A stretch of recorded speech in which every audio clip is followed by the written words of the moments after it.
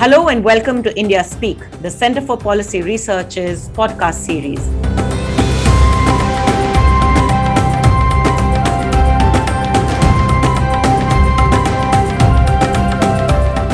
I'm Yamini Iyer, and I'm joined today by my colleague Partho Mukhopadhyay, Senior Fellow at the Center for Policy Research. Partho has been very closely tracking India's vaccine policy, its evolution, its unfolding, its conflicts, its confusions, and also where we are today vis-a-vis our goals of achieving universal vaccination.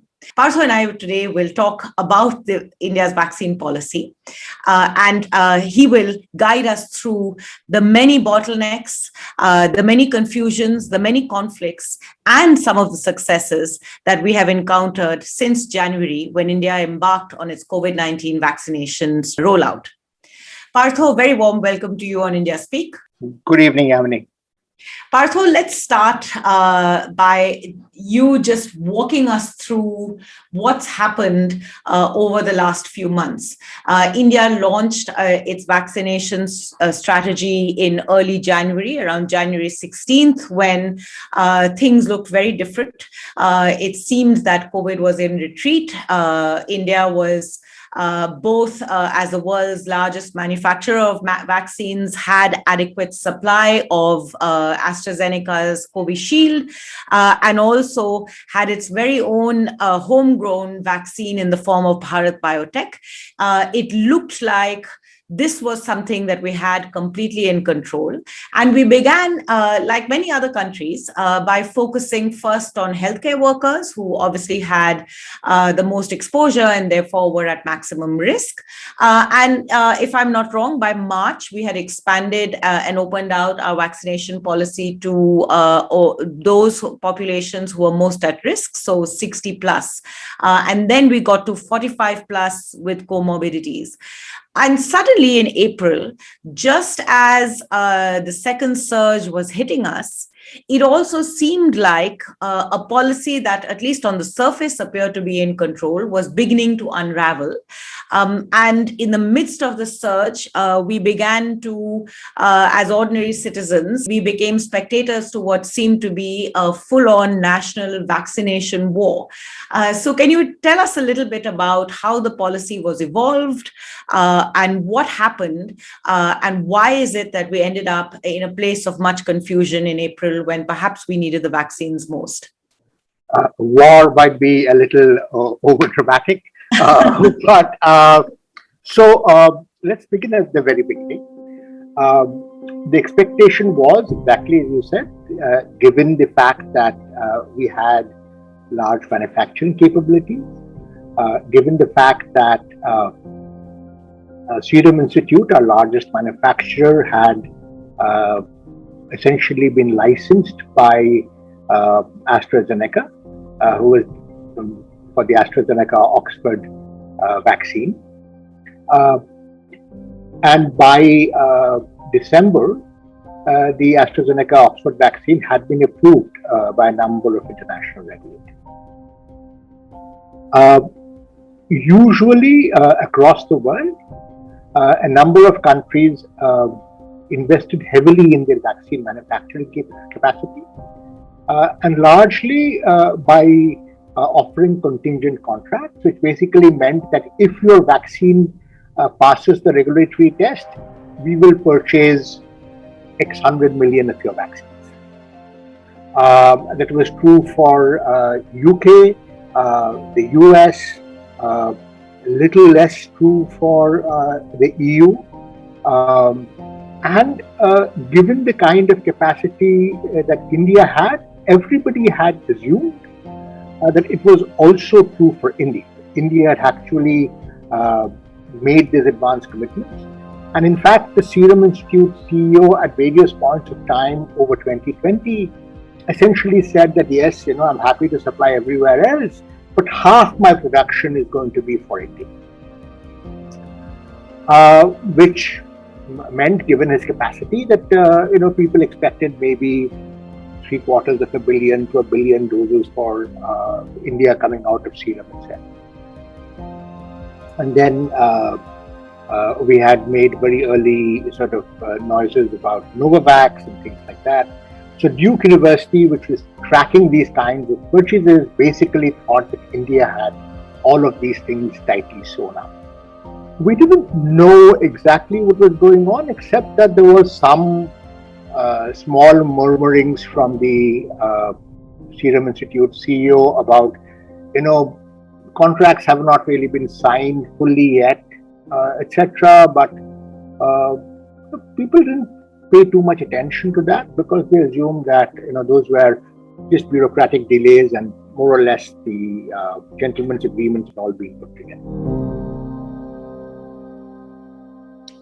When we started out in early January, there was another sort of curveball that was thrown into the system, which was the regulatory approval process, along with AstraZeneca. Our domestic vaccine, a lot of the work had been done by the National Institute for Virology, which was then sort of given to Bharat Biotech. So ICMR's NIV, Bharat Biotech together were making a vaccine, and that vaccine was in the midst of its phase 3 trials.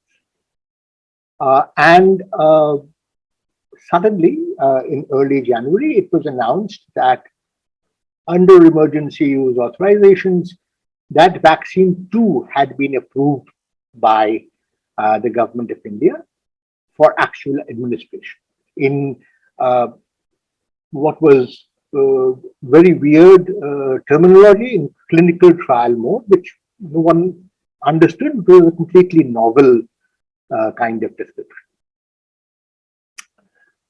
And then, so that was the first sort of time when the vaccine itself became politicized because a number of people, experts mostly, but also sort of political actors sensing an opportunity to score a few political points, essentially got into the act and says, how can you do this? This is, you're just trying to get brownie points, etc., etc. And that essentially right at the beginning of the first phase, the vaccine approval phase, and if you can sort of think of the vaccine story in 3 phases, the vaccine approval phase, the vaccine procurement phase, and the vaccination or the vaccine distribution phase. Right at the beginning of the vaccine approval phase, we saw quote unquote conflict introduced into the system. That particular decision, in my own personal opinion, was very unconventional. And perhaps in the long term, something that most probably will hurt us going forward. And as we can see, there are still spillovers of that decision coming even today. You have had the EU regulators, and I'm not holding a brief for them. They are really sort of stick in the mud kind of people. But I think they are within their rights to sort of say that, look, Covaxin, we haven't really had a full-fledged phase 3 trial result actually presented, and hence the WHO hasn't approved it. Nobody has, apart from the Indians, nobody is actually doing this. So we won't allow it as part of our own vaccine passport story. And which essentially means that a very large number of Indians who have been vaccinated by Covaxin essentially will have to wait longer before, I'm sure the vaccine itself, given whatever results have been showing, will eventually make it. But there will obviously be delays coming through.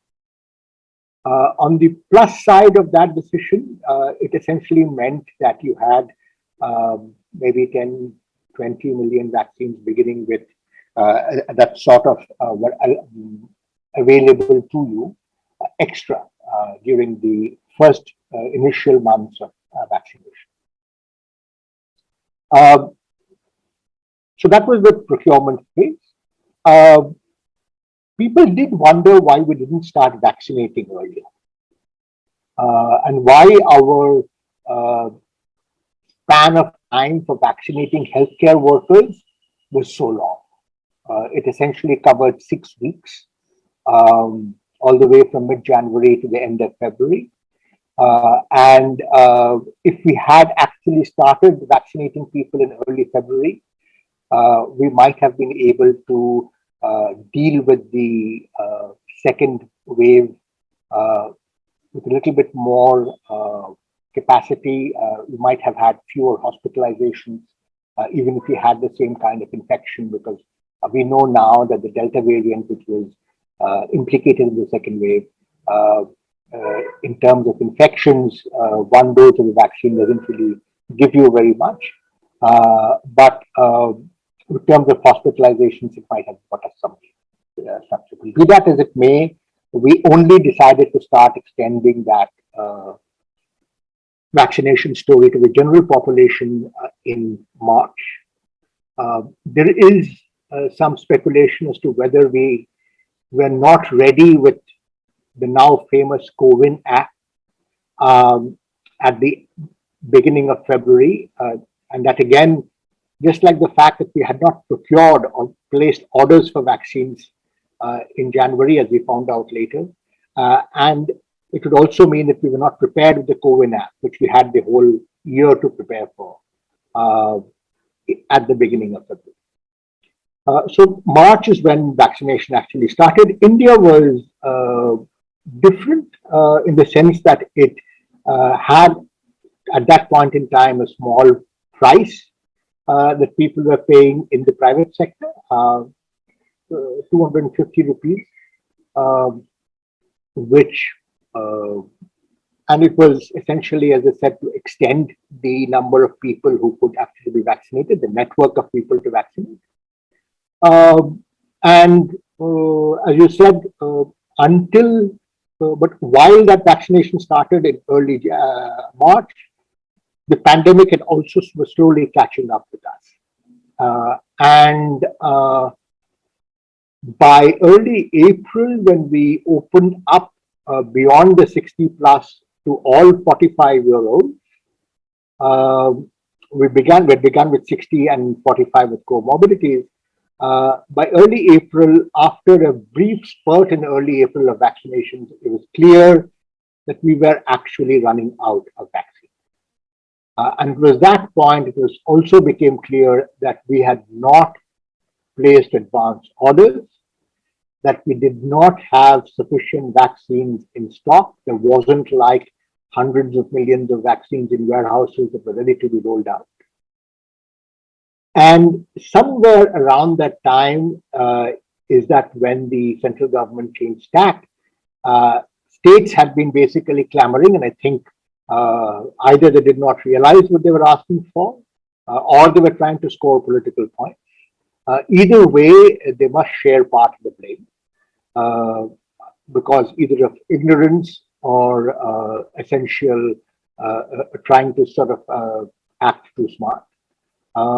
And the center had really messed up by not placing advance order for vaccines. They did not have the supply.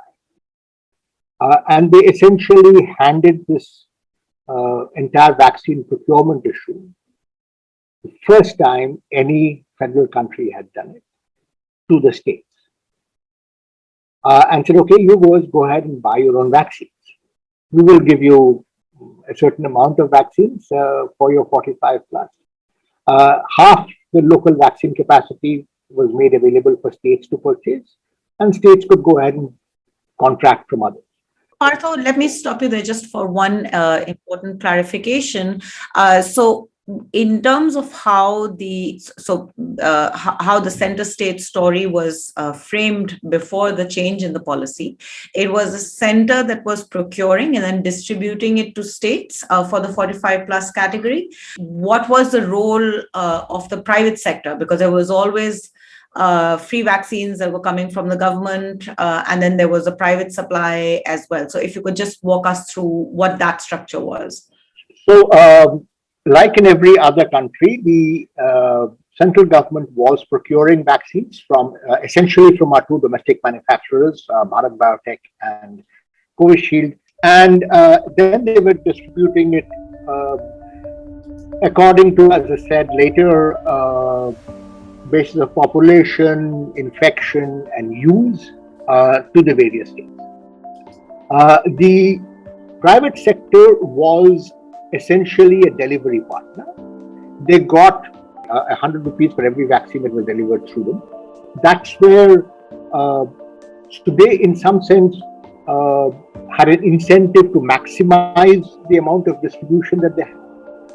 But in terms of the pricing, they got it at the same price that the center was actually procuring. Right? The center was procuring it at 150 rupees a dose, and this was true for both Covaxin and for Covishield. Initially, they started with 200, and then very soon after, they dropped to 150. Again, an issue that I think is problematic, because I think there's some times when you might want to leave a little money on the table, because in this case, that would have been money that would be used for expansion of facilities, capacities, etc. As it is, both Covishield and Covaxin, I think, were being given very thin margins, if there were any margins at all. And consequently, what you had was, but essentially that same price was passed through into the private sector. So the initial price differential between the private and the public was 250 rupees.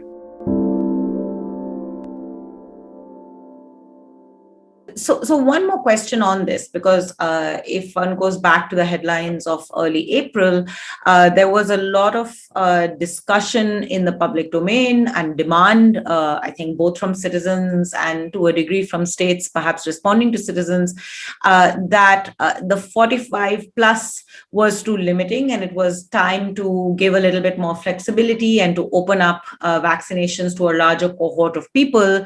But in the first policy that was rolled out through January to March, it was a central government deciding who to vaccinate and leaving it to states to actually do it.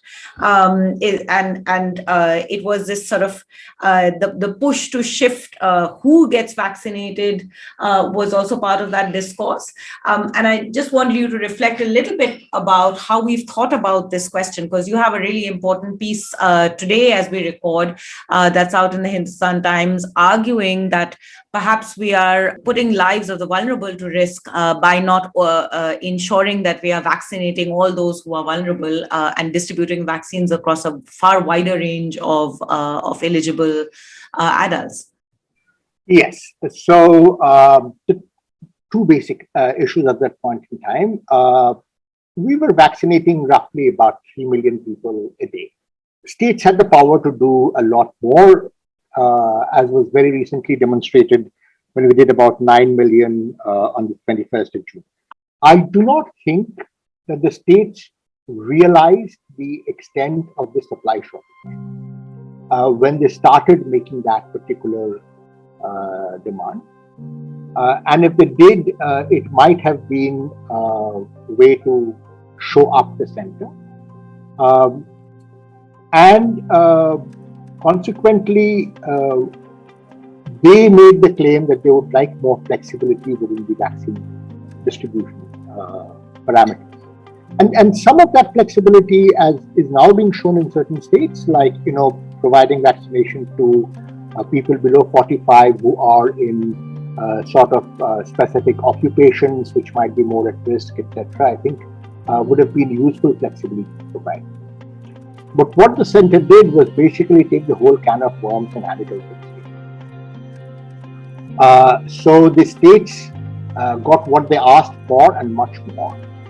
And as I had written at the time, I basically said the states went from getting all the vaccine supply, apart from a little bit that went to the private sector for free, to getting half the vaccine supply, rather for free, and the remaining quarter of it for about twice the price that the center was paying earlier, actually much more than what it went from free to about twice the price. So they had a reduction in quantity and an increase in costs from what they had earlier, which was a really high price to pay for the flexibility of being able to vaccinate the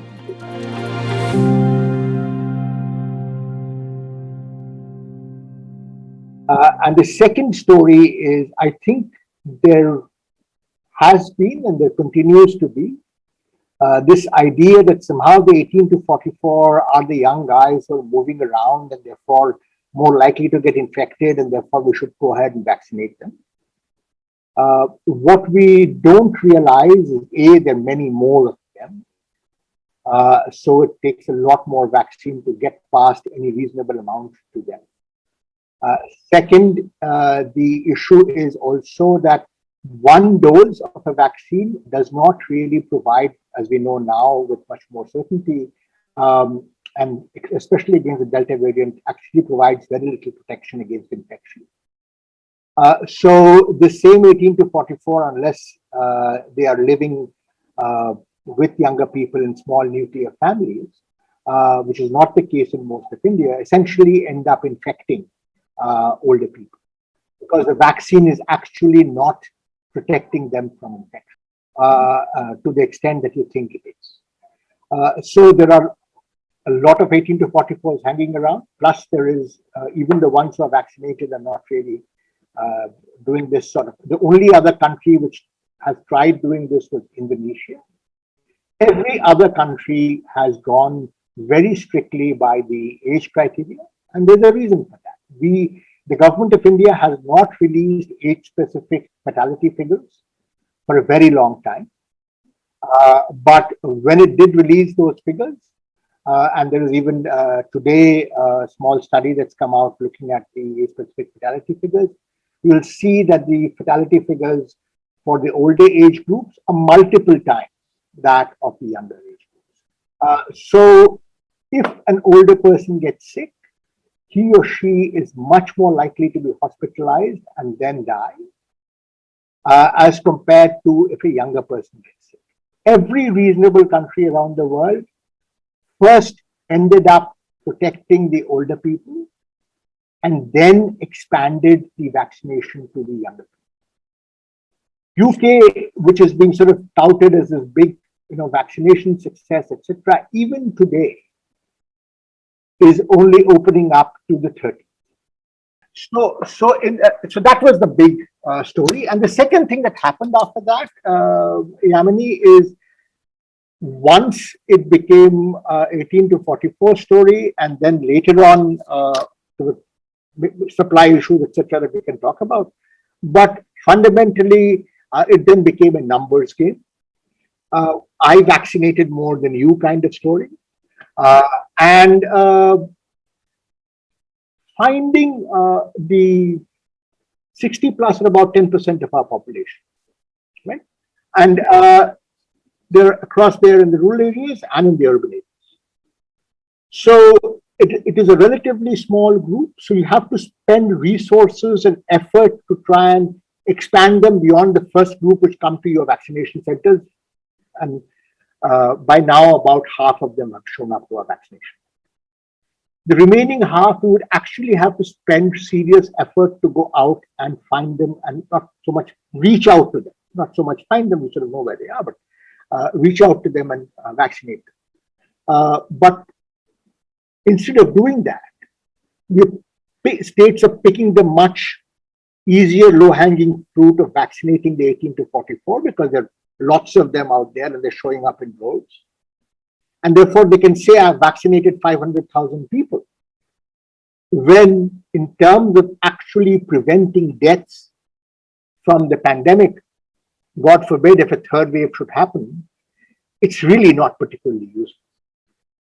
So that's the current tension between quote unquote showing off, which seems to be the current fashion, not only here, but everywhere else, and actually doing what is the important thing and the sensible thing to do to reduce the possible fatalities in the event of any further waves of infection that will be there. So, in a sense, the running thread from actually from day one in our vaccination policy has been a delinking in some ways between who and how we choose to vaccinate versus the dynamics of the disease and the risk profile of the disease in itself.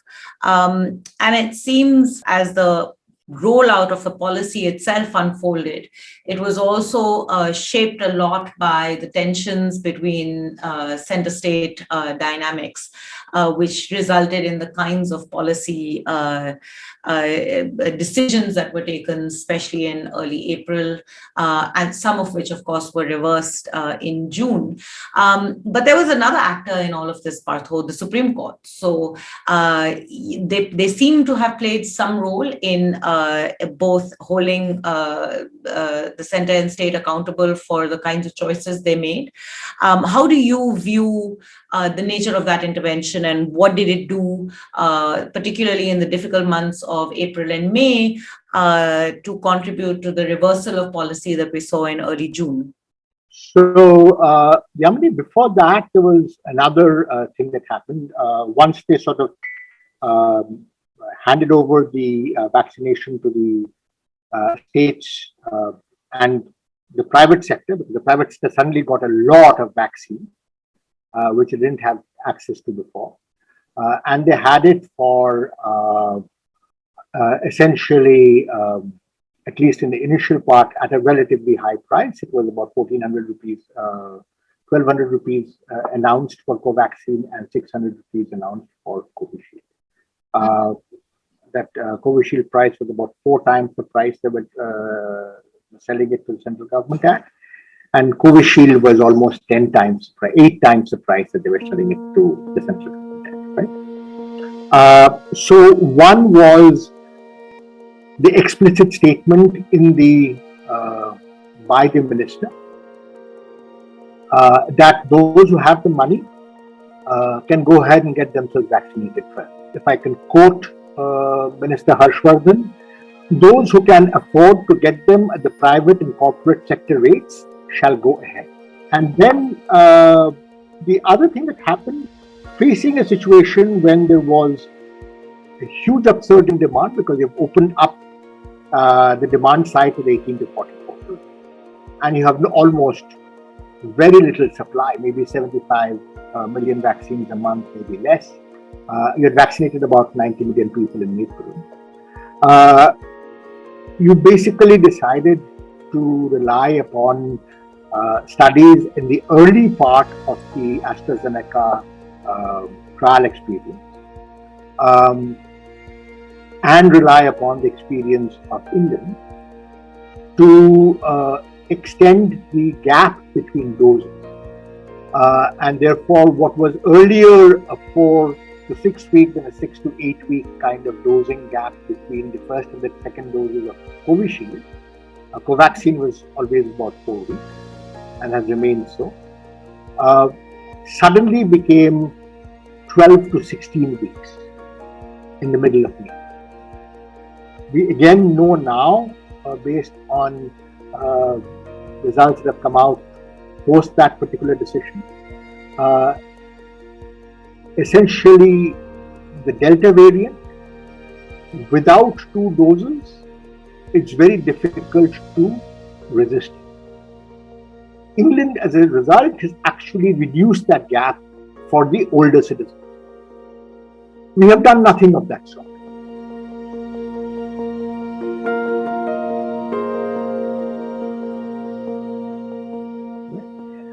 So in my own reading of the policy, there is way too much importance to the optics of how much vaccination is actually happening, like a headline number, rather than a considered understanding of whether or not the vaccines are going to the right people in the right places. And that's the other issue that one could also talk about, which is something we've written about early on, arguing that we needed to prioritize certain areas where the pandemic has been very strong before. But interestingly enough, that particular spatial prioritization, to some extent, in a very rough extent, has happened because the pandemic essentially hit a lot of the big urban centers and hit them repeatedly, both during the first wave and during the second wave. And the focus on the private sector meant that a, a lot of these private sites were concentrated in these large urban centers. In fact, roughly about 2 out of 3 private sites are in, let's say, the top 15 sort of urban districts of this country. And consequently, what you have is a situation where there's been an increased vaccination in these areas, which is good.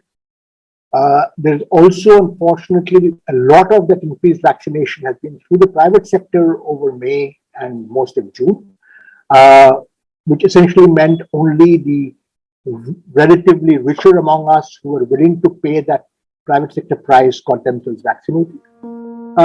The third thing that we might want to just touch a little bit about is when the private sector opens up, and this is something we don't really know, we can only infer from what we are seeing on the ground.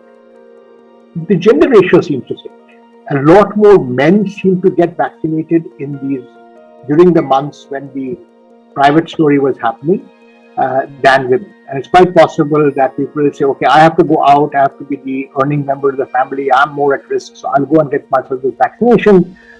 You can wait until such and such time when the vaccines are available in the public sector.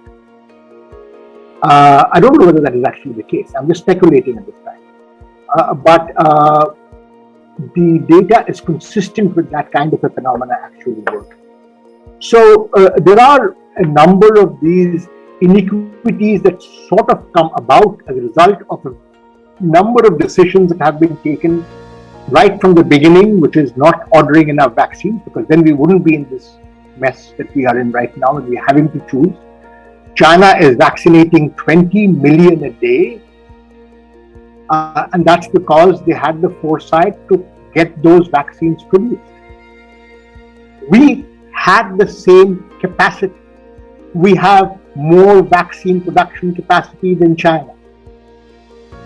We are not vaccinating 20 million.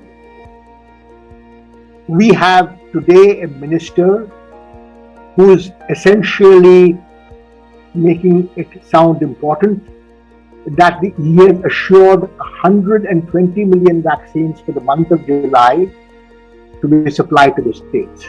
That's less than 4 million a day.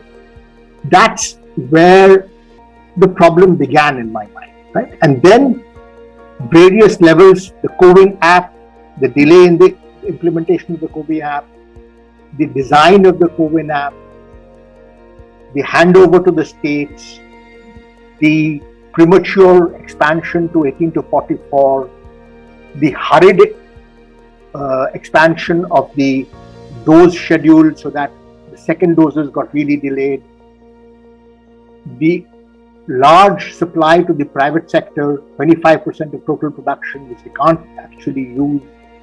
All of these have added up to create a number of inequities in our outcomes, which we are only now beginning to slowly recognize and hopefully remedy bit by bit.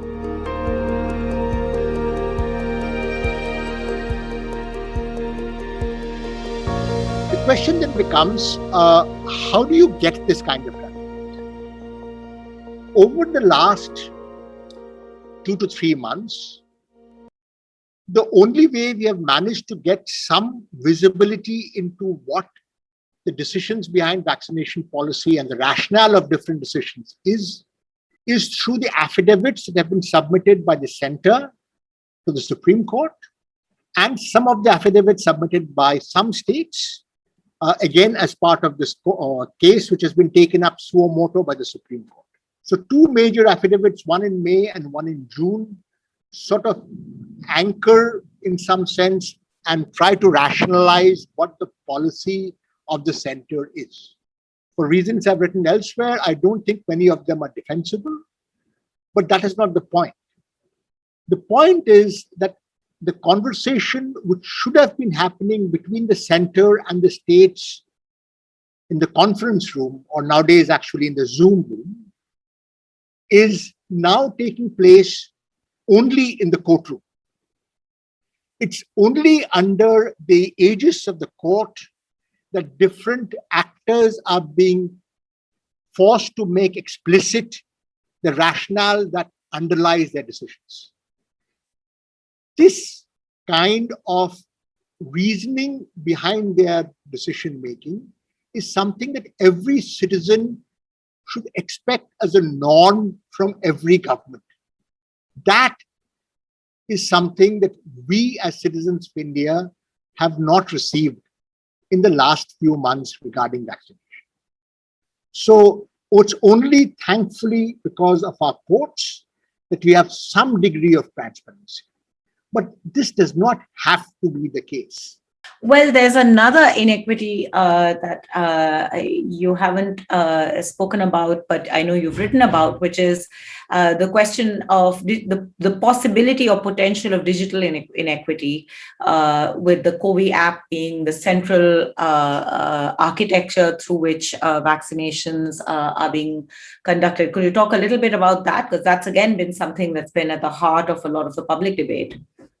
I can see that there is some need to have an app that tracks what vaccine you have got, when did you get that vaccine, to make sure your spacing is right and you get the right vaccine, even though nowadays you're experimenting with mixed vaccines and so on. But at that point in time, and even now, the default mode is the same vaccine for you. So unlike a single vaccine situation, the moment you had 2 doses, it was important that you sort of have some kind of mechanism for tracking this. And I think the COVIN app in that sense was a relatively positive development. The reason I find that it must have been a hurried development, and therefore I am tempted to believe those who say that we didn't start vaccination in February because we were still fine-tuning the COVIN app, is because even when it was released, the one thing you would have expected from the app was multilingual capability. Forget regional languages. You would expect it to at least have Hindi. You rolled out an app across India that was only in English, right? So to me, that's just a smoking gun which says you were releasing this in a real hurry. That is the first level of digital inequity that's automatically built in, because it's only a small proportion of India who can then use that app effectively. The good thing that they realized at that point in time was they allowed a lot of walk-in vaccinations. So you didn't have to register on the app necessarily. You could go up to a vaccination center and somebody there would actually register you on it. Which of course meant that the people who were manning those registration centers had to be comfortable with both digital engagement as well as the language, the English language. And I'm not so sure that as you expand to 50,000, 60,000, that's all we have got so far. But you know, in the case of polio, etc., we're well above 100,000 centers operating. One of the reasons perhaps we can't really expand to that is because we may not have the capacity to have that kind of manpower or human resources in place to do that kind of stuff. So your only escape from the digital divide of COVIN was the walk-in facility, which allowed you to avoid the engaging with the app personally, and the app would have then been engaged with somebody else, right? The second thing that it did sort of ends up doing in terms of the digital divide is obviously it's an app. You need to be able to log into it. You need to be able to send data, move out, etc. So you need a certain degree of either a fancy phone and essentially network that you can actually access. I have trouble accessing network in the middle of Kolkata. Mm. So you're realizing that having a good enough phone to be able to access the network and having access to the network automatically meant that it privileged a certain class of people and it privileged certain locations of, where people were. So the digital divide therefore worked economically, linguistically, and spatially. And the only recourse you had to that was you could walk to your vaccination center, or rather go to your vaccination center. That recourse again differed a lot as to whether you were in a big town which had a lot of vaccination centers, or you were in the rural areas where vaccination centers were few and far between. So even those who argue that the walk-in was a possible way of essentially going around the digital inequity forget that the distance to a vaccination center differs quite significantly across the country. These are not necessarily problems of the quote-unquote CoWIN app, apart from the linguistic issue, which is actually an issue of design of the app itself. The rest of it, the ease of access to a vaccination, which the government now says on the new affidavit that we can have near to home vaccination centers. You could have done this much, much earlier. The reason you didn't do it is because you knew you didn't have the vaccines to be able to back it up.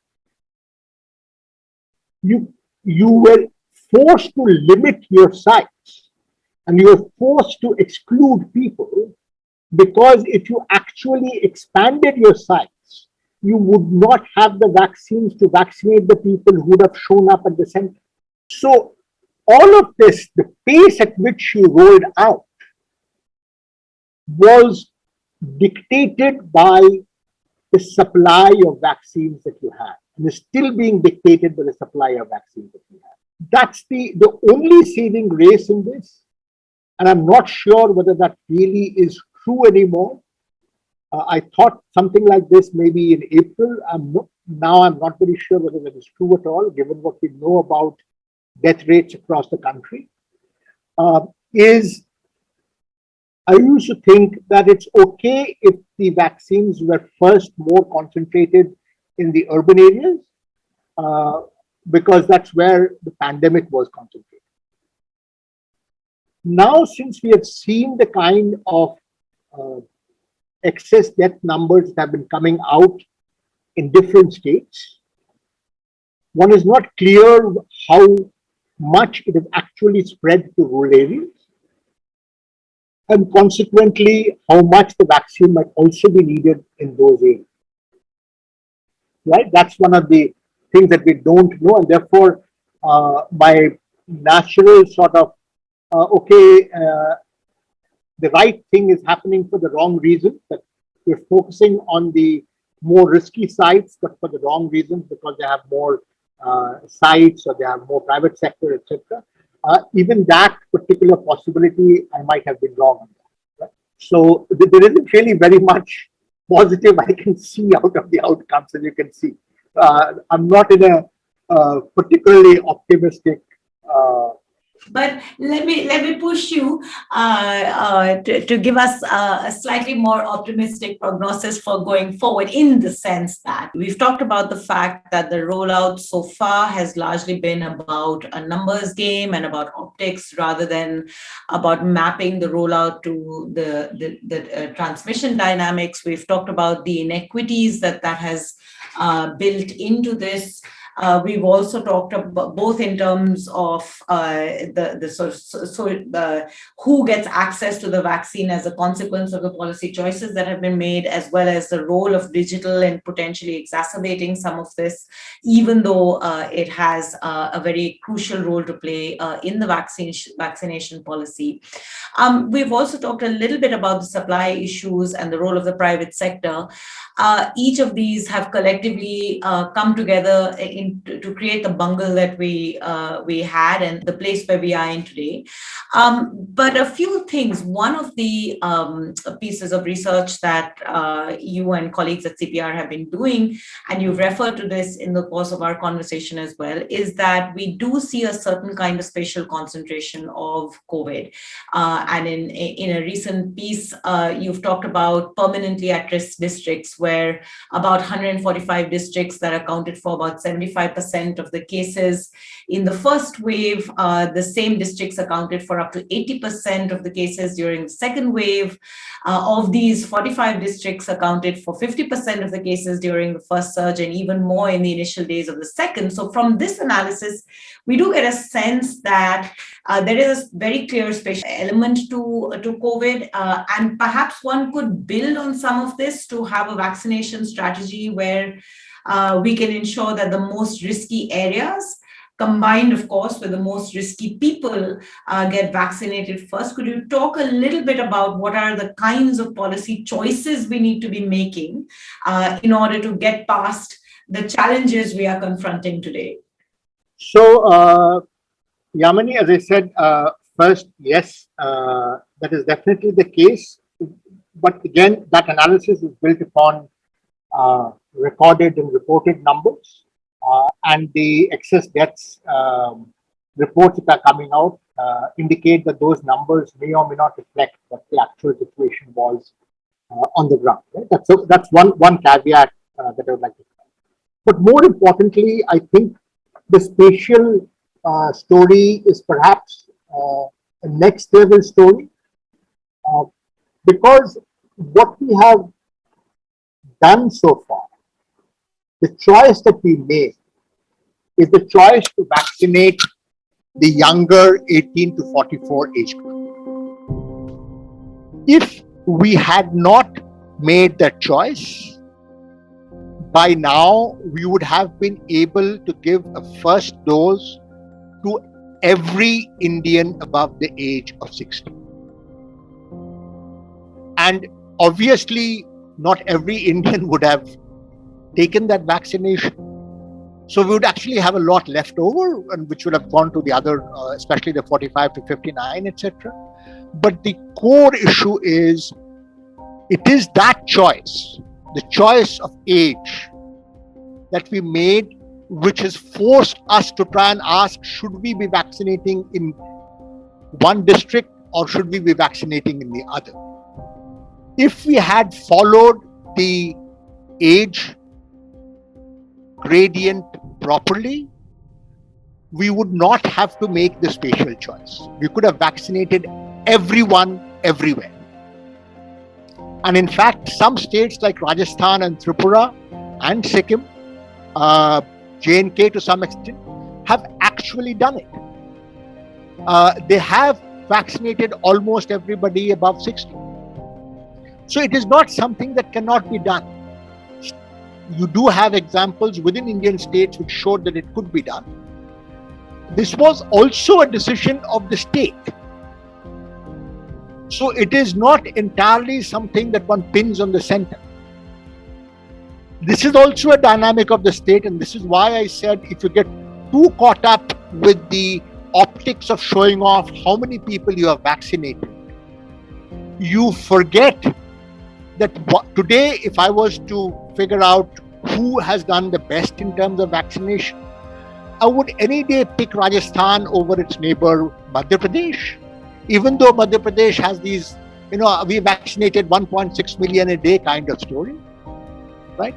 So that's the policy choice that we definitely need to focus on is, have we finished vaccinating the vulnerable? That's the first thing that we need to get our.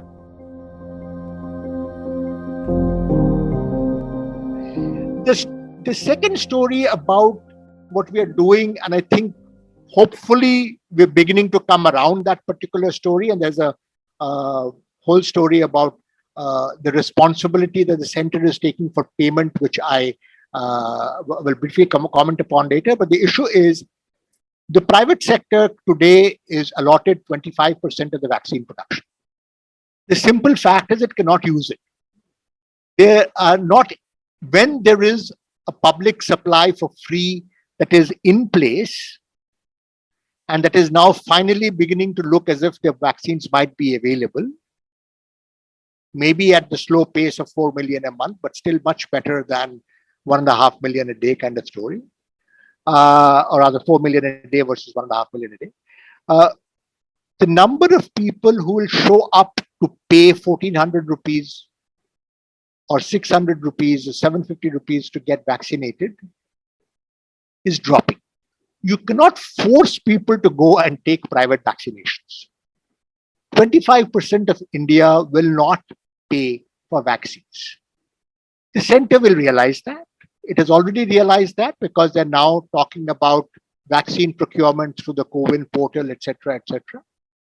And when they find out that the CoWIN portal is only ordering 5% of the vaccines, the question is, what will they do with the remaining 20? Right? So there I am expecting sense will prevail that the market will demonstrate very sharply to the center that 25% of the vaccines cannot be sold to the private sector. Why is that a problem for the center? It is a problem for the center because, as the center has acknowledged in its affidavit to the Supreme Court, the 25% to the private sector is a cross-subsidization policy. The 25% of the private sector is to allow the vaccine manufacturing companies to make more money by selling a certain number of vaccines at high prices, because the center will not give them more than 150 rupees a vaccine for it to go forward, right? So if the vaccine manufacturers now come back and say, look,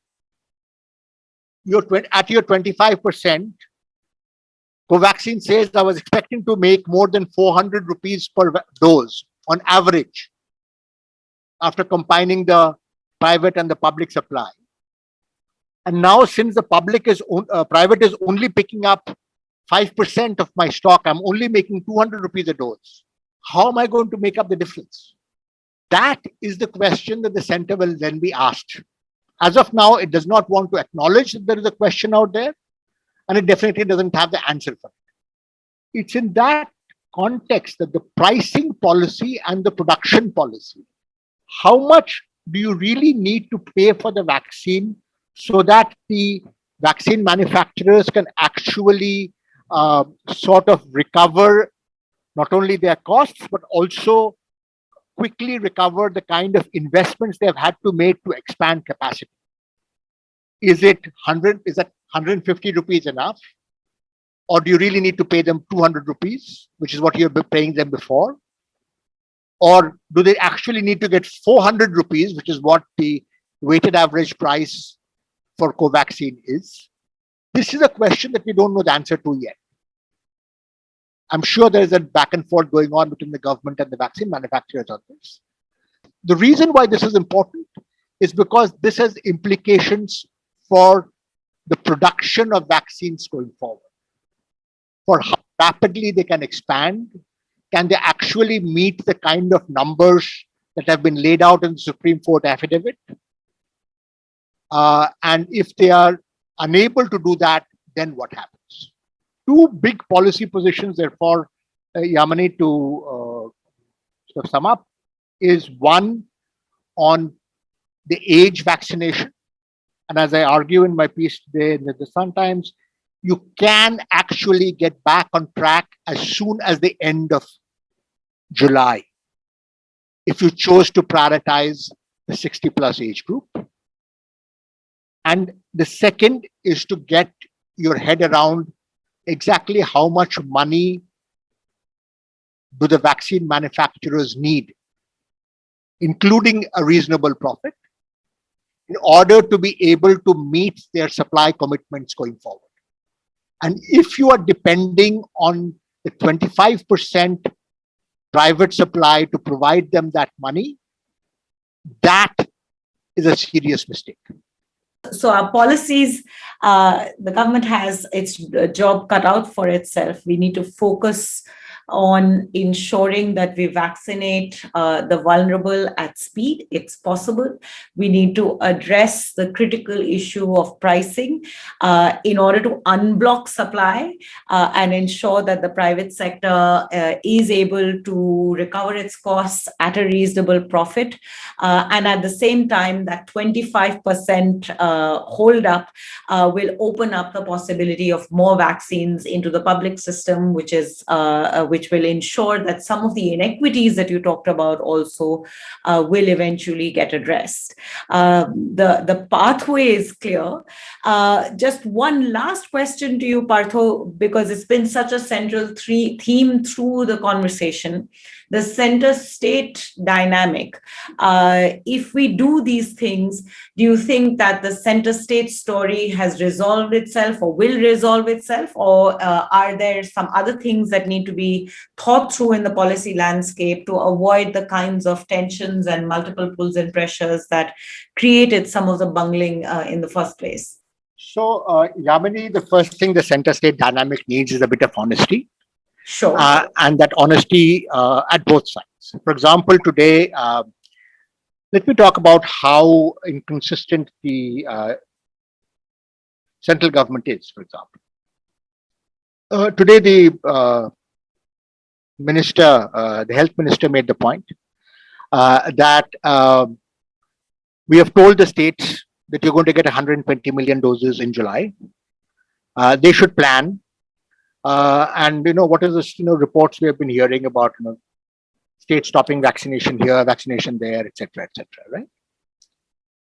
And it said, we have vaccinated 115 million people in June, and so this whole idea about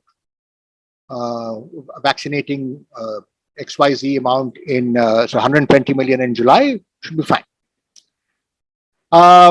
There is a small problem with that. You have indeed vaccinated 115 million or so in June, but 55 million of them were in the last 10 days of June. So when you said, I'm going to give you 120 million, are you going to give them to me on a 4 million a day basis? Or are you suddenly going to give me nothing in the beginning and give me a lot at the end? So that's the first thing that the center is not clear about. The monthly supply is not important. What is important for states to plan vaccination is a predictable daily supply and a certain amount of stock that they're allowed to hold.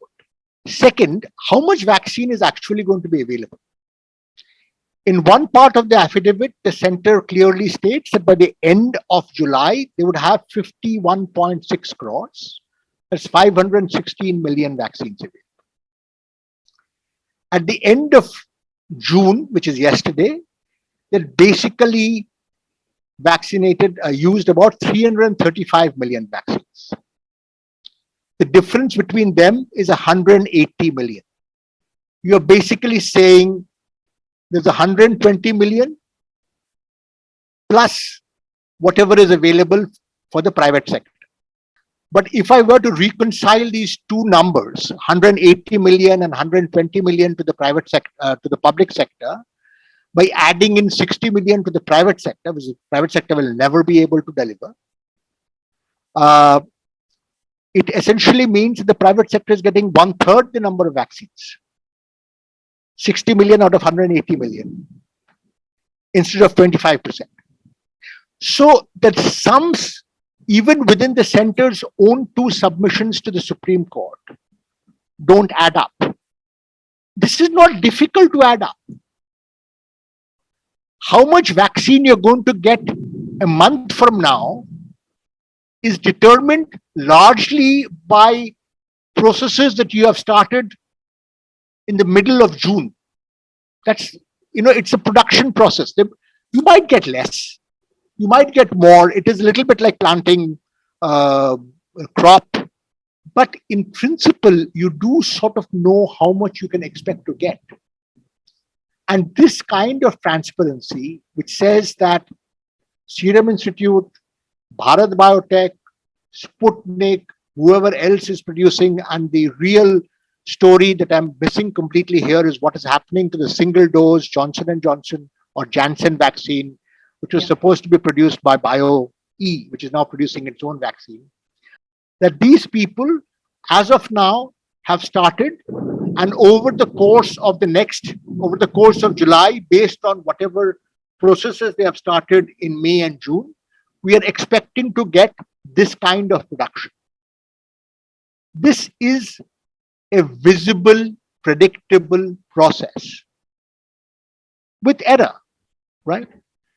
Sharing this and saying, based on this, I'm hoping to be able to give you this kind of schedule every week, because this is the kind of production I'm expecting. If I get more, everybody goes up pro rata. If I get less, I'll reduce pro rata or whatever, depending on whichever rule you want to put forward. That kind of conversation is not happening. The conversation that is happening is essentially based on your mid-January conversation when people were fighting about whether or not Covaxin should have been given regulatory approval. It's the same conflictual, contentious tone that continues in the conversation between states and the center today. This is just no way to run a federal vaccination program. Absolutely. So I think you've laid out the critical elements of what would make for a sensible vaccination policy going forward. Vaccinating the vulnerable, ensuring that those who are at risk get a vaccine, fixing pricing so that the supply bottlenecks and the inequities inbuilt into the current strategy are addressed. And most importantly, be transparent about your supply, about how you're going to go about completing vaccination goals, and change the game from an optics game to one of essentially achieving the outcomes that you set out to, which is to protect citizens from the ravages of COVID-19. Parthu Mukhopadhyay, thank you so much for walking us through the weeds of our vaccination policy, the mistakes we made, and the potential levers that we should be building into our policy going forward to address the problems we currently encounter.